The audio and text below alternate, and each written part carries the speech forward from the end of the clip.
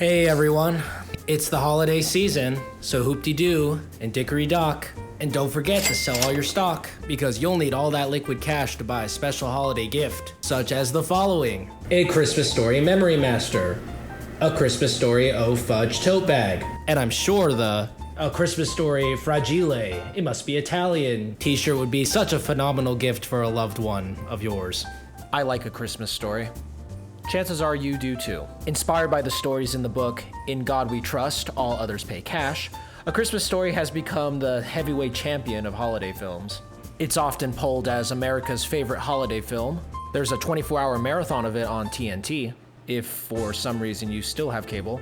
The film was even selected to be in the U.S. National Film Registry by the Library of Congress for being culturally, historically, or aesthetically significant, though we don't know which one of the three it got. I get why people like this movie. The stories, the characters, and tone are all likable and relatable. The 1940s setting has always given it this vintage aesthetic that everyone associates with Christmas too.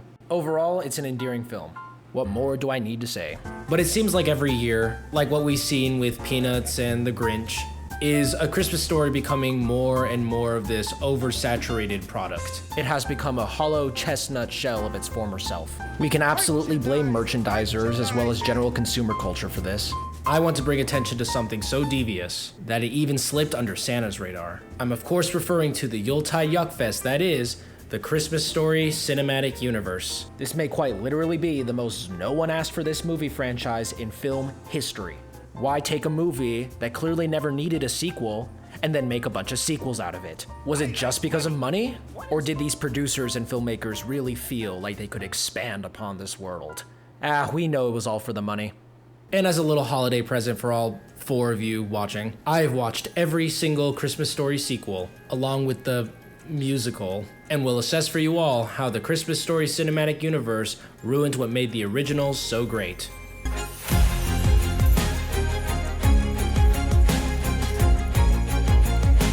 We'll be looking at all things with the Christmas Story title in a few. But first, I wanted to start with the not so well known direct sequel called My Summer Story. Some folks returned from the first movie, namely Bob Clark as director, and Gene Shepard, who was the narrator of the first movie, as well as the original author of the short stories. He also helped write this sequel movie. When asked why he did it, he did admit that it was just for the money. I guess those Christmas Story royalty checks didn't stuff his stocking enough. None of the original cast returned to do this, except for whatever reason, the teacher from the first movie. The film's plot is really 3 poorly thought out subplots all put into one. One for Ralphie, one for the mom, and one for the dad. Ralphie is played by Kieran Culkin, known for playing that jolly little elf in Succession. His subplot is that he's really into battling Beyblades and wants to beat the bully from the first movie in a match. That's basically it. The resolution to this subplot is that Ralph eventually finds a Beyblade that can compete with the bullies, but both just end up going down the sewer, which teaches us that some movies just refuse to have satisfying endings. That's a lesson for you. Nobody wins. The mom subplot isn't much better. She, played by Mary Steenburgen, or the stepmom from Elf, Walter, he's your son. is collecting novelty dishes that this one movie theater gives away. But throughout the film, the theater just keeps fucking up the shipments, and by the end, the mom chucks a gravy boat at this asshole's head. Bullseye. By far the stupidest subplot belongs to the dad, played by Charles Grodin. He starts a feud with the next-door neighbors, the Bumpuses, a family of cartoon hillbilly stereotypes. They were off-screen in the first movie, but were the ones that owned those hounds.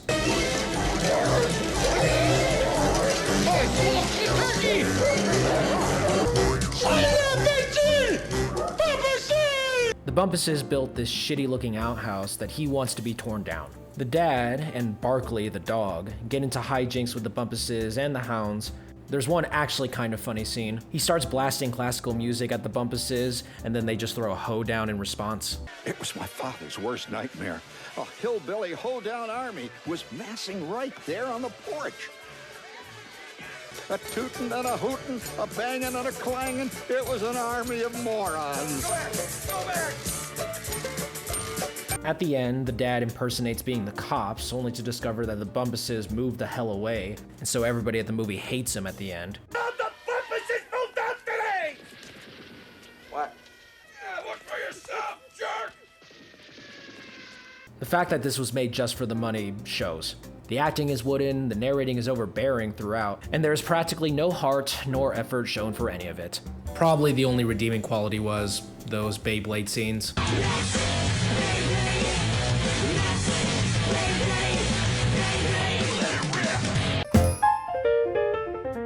Now I only want to briefly touch on the musical.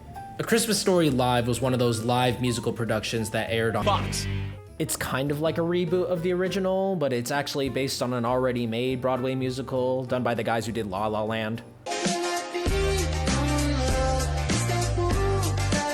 I thought I was really gonna hate this going in, but I think the musical is more enjoyable than any of the sequels. I thought the actors who played Ralphie and the dad were great, probably because it was clear that they've had years of musical theater experience. This is not the case with Maya Rudolph, who's in it and does an okay acting job, but her singing... You made Christmas Day the very best Christmas that there ever was. left much to be desired. Matthew Broderick, who does have musical theater experience, still manages to suck all the enjoyment out of every scene that he's in. But right about now, all we could hear was the building excitement like some faint, far-off chorus. Yeah, just like that. By the end of the special, you can practically smell the gin on his breath. He seems that drunk. A place we timid culinary souls had never set foot in before. That Christmas would go down in our memory as the Christmas we were introduced to Chinese turkey. Not to mention the joys of a cappella harmony. Some of the songs are catchy, and they do capture the charm of the original. Other songs were either dragged out or really didn't fit at all with the story. They completely shoehorned this Hanukkah song for no good reason.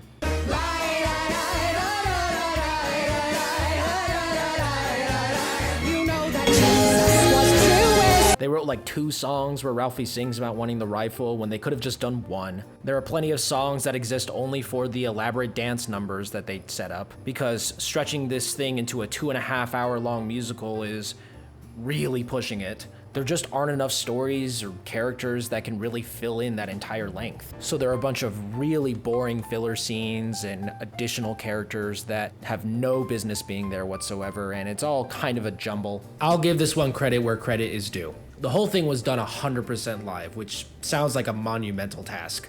All the technicians, set and costume designers, the supporting ensemble, all those guys deserve immense praise for not fucking this shit up in front of 4.5 million viewers. These people did their best to recreate what made the original special to begin with. And while it doesn't hit the mark each and every time, it's clear that the people involved felt at least some reference to the original source material, which is more than I could ever say for the heaping lumps of coal we've got to go through next. Up next in our stocking is A Christmas Story 2, the new batch. This movie stinks worse than a reeking jug of expired eggnog. Gene Shepard died just a few years before they started production on this. Was he rolling in his grave? Nah, he was rolling in dough in his grave. Or, well, his estate was rolling in dough at least. In this movie, Ralph is now 15 years old, played by Braden LeMasters of the band Wallows. If someone could play us in a movie, I feel like we would be called The Perks of Being a Wallowflower. Because all he wants for Christmas is a 1939 Mercury 8 convertible and a girlfriend, but is hopeless in getting either. Ralph believes that if he petitions hard enough and gets the car, it will win over the heart of the girl, who seems to already have a boyfriend anyway, so... As luck would have it, the inciting incident of the film occurs. Ralph sneaks into the car and almost immediately unleashes pandemonium in the streets. The car gently backs into a light pole just to be immediately damaged by one big lousy fake out.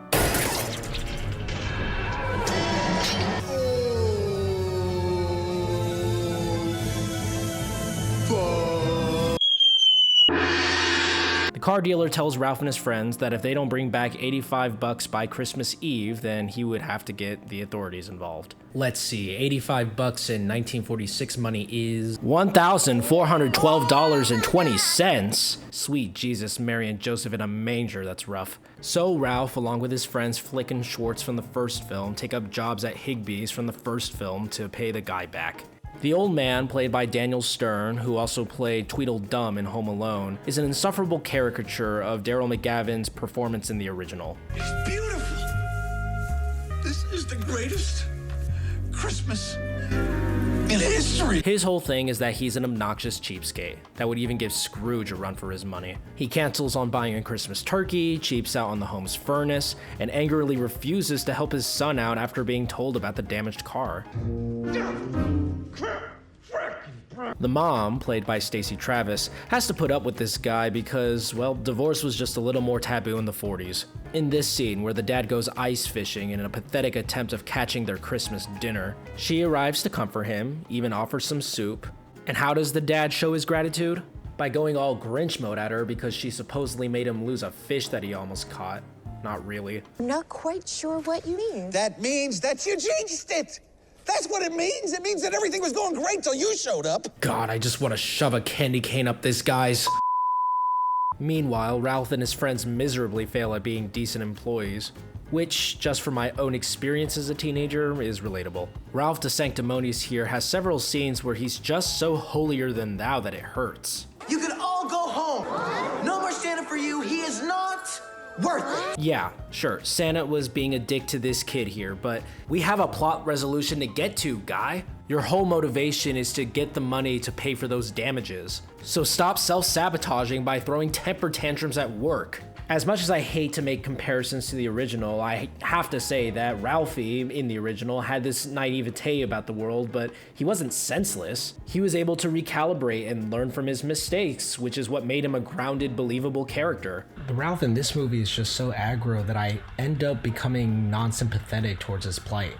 This doesn't make Ralph a righteous, moral character. He's just being a public nuisance. And after the obligatory giving away some of your Christmas money to the homeless kid scene, Ralph hands in whatever he has left to the dealer.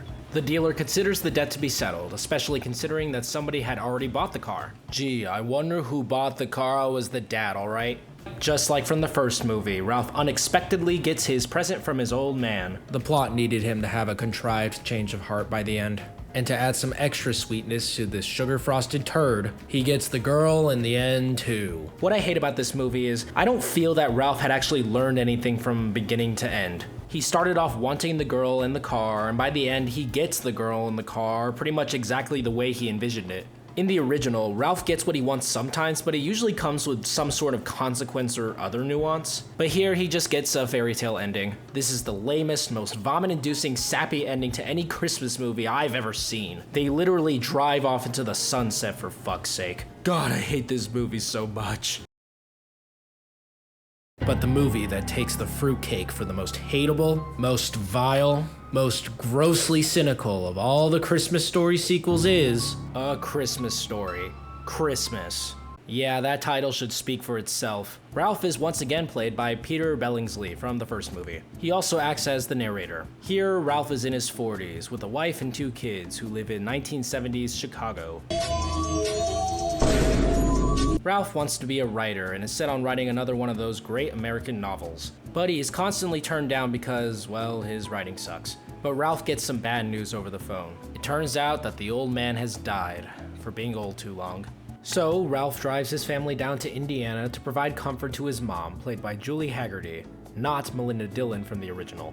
She gives Ralph 2 tasks that are at the center of the film's plot. 1, she wants Ralph to write his father's obituary. 2nd, she wants Ralph to make this the best Christmas ever for the entire family. That is so much pressure to give on a guy who is grieving the loss of his father. But these are the stakes that the writers came up with, so here we go. Now, the callbacks to the first movie are not just obvious. They're about as subtle as jingle bells rattling in your face. The movie feels the need to shoehorn any and all references to the first movie down our throats. Like when he's reminiscing in the attic and finds the pink bunny pajamas that you'd think would have been thrown away by then.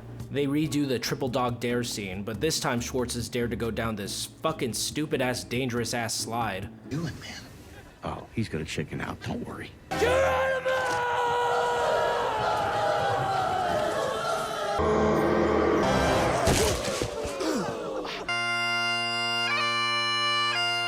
The most egregious is when Ralph is reminiscing around the house and audio clips from the first movie of his dad start playing.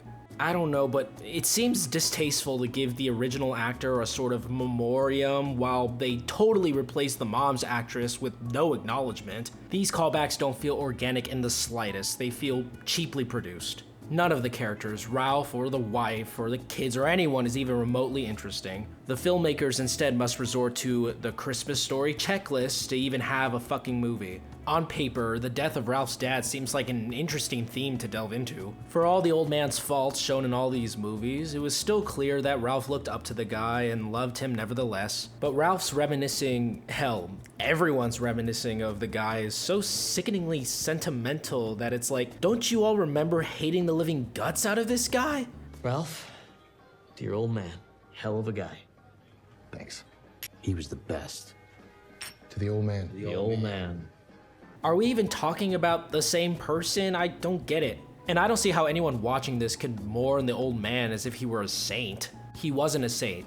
That was the whole point. And Ralph isn't confronted with any difficult or conflicting emotion about his own father. It's shitty milquetoast writing when it comes down to it.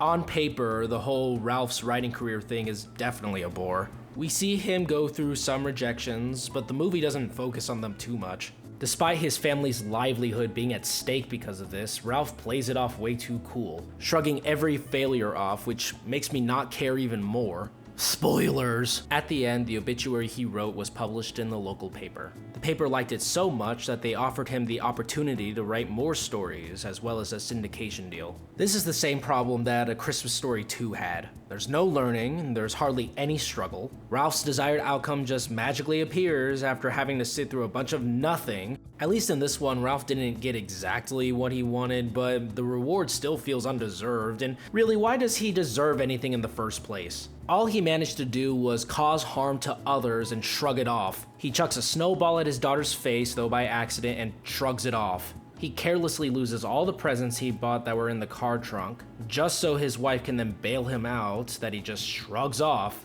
He trespasses a local bar to steal a shitty Christmas tree star. He puts his children in imminent danger with the local bullies, all because he doesn't want them to grow up as pussies, and he just shrugs it all off. He is just as unlikable and negligent as the old man had been, but it's romanticized and played all cutesy-wootsy for no fucking reason, and it's fucking disgusting. Thinking back to the original prompt of the video, how the Christmas Story cinematic universe ruined what made the first one so special. One important piece of context here is, when the original came out, it wasn't this box office slam or anything like that. It was just this quirky little film made with a really low budget. I don't think the filmmakers thought that the film was going to explode in popularity and become this hallmark of the season. So when the sequels try to reincorporate elements from the first film, like with those narrations with the inventive language, or like the callbacks of those iconic scenes, it not only comes across as uninspired, but also greedy and lazy. The first film is great because it doesn't try to win the approval of anyone. All of the decisions made were essentially risks that didn't even win audiences over initially. And we revisit it every year because, well, I guess because corporations continue to shove it down our throats. Wow, I love the current landscape of entertainment. I love continuously rehashing IPs until I've forgotten why I liked them in the first place. We live in the golden age of media, where just because you can means you absolutely should. Ha ha ha ha ha. We are at the end of the video. Thank you so much for watching. Your support and engagement is really all I can ask for right now. So subscribe to the channel. That's it. That's all you need to do. You know how to do it. I don't have to explain. Happy holidays, guys, and I will see you in the next one.